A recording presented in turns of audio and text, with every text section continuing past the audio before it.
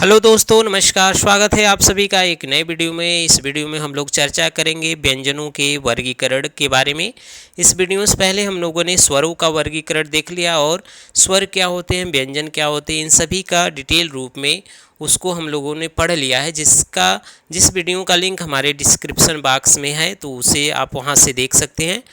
देखिए, आज से हमारे चैनल पे जूनियर हिंदी की जो भर्ती आई, जूनियर सुपर टेट की जो भर्ती है, उसमें हिंदी से रिलेटेड रोज़ एक महत्वपूर्ण वीडियो इस चैनल के माध्यम से आप सभी को प्रोवाइड किया जाएगा। तो आप हमसे जुड़े रहिए और अपने तैयारी को बेहतर करिए, क्योंकि जूनियर हिंदी से रिलेटेड जो भी महत्वपूर्ण तथ्य हैं, जो भी सिलेबस है, उस पर रोज़ आपको एक वीडियो मिलती रहेगी। तो इसमें हम लोग पहले वर्णमाला पढ़ रहे हैं। तो वर्णमाला के अंतर्गत हम लोग स्वर और व्यंजन का जो वर्गीकरण उसे देख रहे हैं। तो स्वरों का वर्गीकरण हो गया है, जिस वीडियो का लिंक इस डिस्क्रिप्शन बॉक्स में है, आप वहां से देख सकते हैं। आज हम व्यंजनों का वर्गीकरण देखेंगे, तो ध्यान से देखिएगा। इसमें प्रश्न बनते हैं। व्यंजनों का जो वर्गीकरण किया गया है वह उसके दो भाग हैं, दो भेद किए गए। प्रयत्न के आधार पे जो व्यंजनों का वर्गीकरण है और उच्चारण के स्थान पर व्यंजनों का वर्गीकरण। तो इन सभी को हम लोग अलग अलग रूप में देखेंगे। पहले प्रयत्न के आधार पे जो व्यंजनों का वर्गीकरण किया गया, उसके दो भेद है, आभ्यंतर प्रयत्न और बाह्य प्रयत्न। आभ्यंतर प्रयत्न मतलब किसी वर्ड को बोलने में मुंह के अंदर की जो प्रयत्न किया जाता है उसे आभ्यंतर प्रयत्न कहते हैं, और बाहरी रूप से जो प्रयत्न किया जाता है या प्रयास किया जाता है उसे बाह्य प्रयत्न कहते हैं। तो आभ्यंतर प्रयत्न के अंतर्गत केवल एक उसके भेद होते हैं, श्वास के अवरोध के आधार पे, यानी श्वास की जो रुकावट है, जो अवरोध है, उसके आधार पे जो व्यंजनों का वर्गीकरण किया गया वह किस प्रकार से किया गया है, उसे 8 भागों में विभाजित किया गया है। तो एक एक को हम लोग बारी बारी से देखेंगे, ठीक है। तो देखिए, पहले जो इसका भेद है वह स्पर्शी व्यंजन है।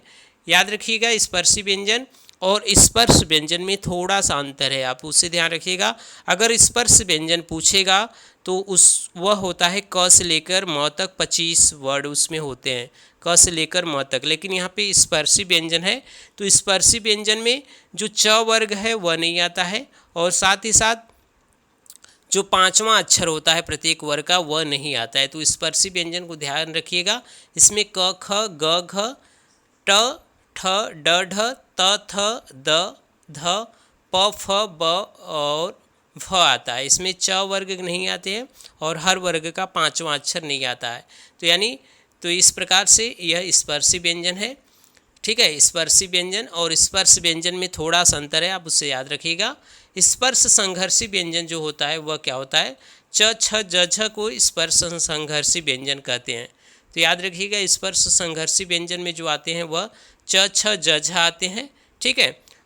तो स्पर्श संघर्षी का मतलब क्या है, जो स्पर्श व्यंजन होते हैं उसमें बोलने में अगर थोड़ा सा संघर्ष आता है तो उसे स्पर्श संघर्षी व्यंजन कहते हैं, ठीक है। च छ ज छ। और अगला जो है वह उष्म व्यंजन है। उष्म व्यंजन कौन सा आते हैं, जो तीनों स होते हैं और ह, इसे उष्म व्यंजन कहते हैं। उष्म व्यंजन का मतलब यह है कि जिन वर्डों को बोलने में जो स्वर तंत्रिया में जो दो अवयव काम करते हैं वह नज़दीक आ जाते हैं और उसमें रगड़ होने लगता है, संघर्ष होने लगता है, जिससे गर्मी निकलती है, तो उसे उष्म व्यंजन कहते हैं। तो स ह यह उष्म व्यंजन है, इसे याद रखिएगा। और अगला जो है नासिका व्यंजन, यानी नासिक के व्यंजन जिसे कहते हैं, यानी इन वर्डों को बोलने पर जो वायु है वह नाक से निकलती है, यानी नासिका का भी सहयोग इन वर्डों को बोलने में किया जाता है, तो उसे नासिक के व्यंजन कहते हैं। हर वर्ग का 5वां अक्षर जो होता है वह नासिक के व्यंजन होता है। आप इसकी संख्या को याद कर लीजिएगा, इसी को प्रश्न पूछे जाते हैं, इसमें कौन कौन से आते हैं। तो ये जो हर वर्ग का 5वां अक्षर है उसे नासिक के व्यंजन कहते हैं, जैसे ड य ड़ न म, यह होता है नासिक के व्यंजन। अब बात करते हैं अगला जो महत्वपूर्ण दिया गया है, उत्क्षिप्त व्यंजन या द्विगुण व्यंजन। यानी देखिए, उत्क्षिप्त का मतलब यह है कि इन वर्डों को बोलने पर हमारी जो जिह्वा है वह बाहर की तरफ फेंकती है, तो उसे उत्क्षिप्त व्यंजन कहते हैं। ड ढ जो होते हैं, जैसे ड के नीचे जो बिंदी लगी हो, तो जैसे पढ़ना में होता है, ठीक है, तो जैसे सड़क में होता है, तो यह वाला जो ड ढ है वह द्विगुण व्यंजन या उत्क्षिप्त व्यंजन कहते हैं। इसकी संख्या याद रखिएगा, यह 2 होते हैं और ड ढ यह उत्क्षिप्त व्यंजन है, याद रखिएगा। अब देखिए जो अगला है वह प्रकम्पित वर्ड है। जो प्रकम्पित वर्ड इसे या लुंठित वर्ड भी कहते हैं, तो वह केवल र है। प्रकम्पित मतलब इन वर्ड को बोलने पर जो जिह्वा प्रकम्पित करती है यानी कंपन करती है, यानी लुंठित मतलब थोड़ा सा गोल होके झटके से बाहर निकलती है। तो ऐसे व्यंजन जो होते हैं वह र है और इसे लुंठित या प्रकम्पित वर्ड कहते हैं। तो इसे याद रखिएगा, र जो है वह लुंठित और प्रकम्पित वर्ड इसे कहा जाता है। बात करें पार्श्विक वर्ड जो है, तो पार्श्विक वर्ड है ल। याद रखिएगा, ल में जो होता है जब इसे हम बोलते हैं तो जो हवा, पार्श्व मतलब होता है बगल, यानी जिह्वा थोड़ा सा नुकीली होकर मुड़ जाती है और जो बगल का हिस्सा होता है उससे हवा निकलती है, इसलिए इसी ल को क्या कहते हैं, पार्श्विक वर्ड कहते हैं। तो याद रखिएगा, पार्श्विक व्यंजन अगर पूछे परीक्षा में कौन होते हैं तो वह होता है ल। याद रखिएगा। अब बात करें अंतस्थ व्यंजन का। अंतस्थ व्यंजन में 4 आते हैं, य, र, ल, व। याद रखिएगा, अंतस्थ व्यंजन य, व, र, ल। और इसमें जो आते हैं एक संघर्षहीन व्यंजन बोला जाता है। तो य, व जो होता है उसमें संघर्षहीन व्यंजन, यानी इनको बोलने में हमें संघर्ष नहीं करना पड़ता है, तो संघर्षहीन व्यंजन कहा जाता है और इसे ही अर्धस्वर कहा जाता है। याद रखिएगा, य, व जो है वह अर्धस्वर इसे कहा जाता है। ठीक है। अब आगे देखते हैं, बाह्य प्रयत्न के आधार पर जो स्वरों का वर्गीकरण किया गया है उसके 2 भेद किए गए हैं। ठीक है। अब बारी बारी से दोनों को देखेंगे। पहला जो भेद किया गया है वह स्वर तंत्रियों के कंपन के आधार पे, यानी हमारी जो स्वर तंत्रियाँ हैं उसमें जो कंपन किस आधार पे होता है, उसमें बाह्य प्रयत्न के आधार पे पहला भेद किया गया है। उसमें 2 भेद होते हैं, अघोष और सघोष। याद रखिएगा, अघोष और सघोष। ठीक है। तो घोष मतलब और अघोष यहाँ पे दिए गए हैं, तो इनको आप याद रखिएगा। ठीक है। तो अघोष में जो आता है वह क्या आता है, प्रत्येक वर्ग का पहला दूसरा वर्ड क्या होता है, अघोष होता है। याद रखिएगा, प्रत्येक वर्ग का यानी 5 वर्ग जो होते हैं, क वर्ग, च वर्ग, ट वर्ग, त वर्ग और प वर्ग, ये आप सभी को पता होगा। और अघोष व्यंजन प्रत्येक वर्ग का पहला और दूसरा व्यंजन आता है। ठीक है। जैसे क वर्ग में क ख आ जाएगा, च वर्ग में च छ आ जाएगा, ट वर्ग में ट ठ आ जाएगा, त वर्ग में त थ आ जाएगा, प वर्ग में प फ। और याद रखिएगा, जो स है यह भी अघोष है। याद रखिएगा, स ह का एक क्रम होता है, तो अघोष में ह नहीं आता है। याद रखिएगा, इसे आप ध्यान से समझिएगा। अघोष में केवल आते हैं स, यानी तीनों जो स होते हैं वह अघोष होते हैं। ठीक है। अब बात करेंगे सघोष। ठीक है। घोष मतलब नाद होता है, आवाज़ होता है, तो जिनको बोलने में जो आवाज़ नहीं होती है उसे अघोष कहते हैं। और सघोष का मतलब जिनको बोलने में थोड़ा सा आवाज़ होता है उसे कहते हैं सघोष। तो इसमें देखिए, सघोष में जो होता है प्रत्येक वर्ग का तीसरा, चौथा और पाँचवा, यानी यहाँ पे हम लोग अलग अलग नहीं लिखे, आप समझ जाइएगा। प्रत्येक वर्ग यानी क वर्ग का तीसरा और पाँचवा, तीसरा, चौथा, पाँचवा जो होता है वह क्या होता है, सघोष होता है। तो याद रखिए, जैसे ग, घ, अंग जो है वह 5वां वर्ड, तीसरा, चौथा, 5वां वर्ड आ जाएगा। और य, व, र, ल इसमें आते हैं सघोष में, और ह आता है सघोष में। याद रखिएगा। और सभी जो स्वर आते हैं, जो सभी स्वर हैं वह भी सघोष में आते हैं, तो इसे अच्छे से याद रखिएगा। ठीक है। अघोष में जो होता है पहला और दूसरा आता है, सघोष में क्या आता है, तीसरा, चौथा और पाँचवा यह आते हैं। और य, व, र, ल, ह आता है सघोष में। सभी स्वर भी क्या आते हैं, सघोष में आते हैं। अब दूसरा जो किया गया है इसका भेद, वह प्राणवायु के आधार पे। प्राणवायु के आधार पे मतलब हवा के आधार पे, यानी हम बोलते हैं जिन वर्ड को जो हवा निकलती है वह कम निकलती है या ज़्यादा निकलती है, तो उस आधार पे जो भेद किए गए वह 2 किए गए हैं, अल्प प्राण और महाप्राण। तो अल्प प्राण में यानी जिसको बोलने में कम हवा निकले वह अल्प प्राण है। तो प्रत्येक वर्ग का पहला, तीसरा, पाँचवा, यानी क जो 5 वर्ग हैं उसका पहला, तीसरा और 5वां वर्ड क्या होता है, अल्प प्राण होता है। इसे अच्छे से याद रखिएगा।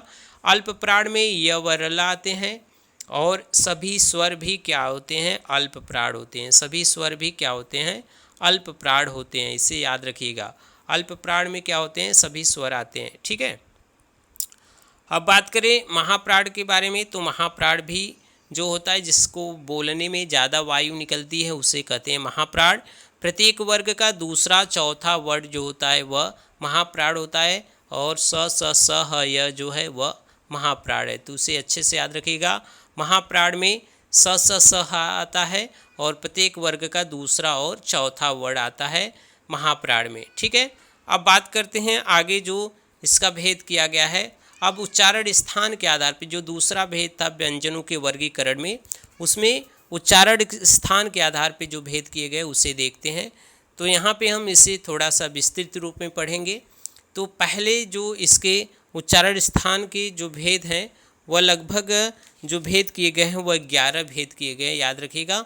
एक एक को हम लोग पढ़ेंगे। पहले जो आता है वह कंठ आता है।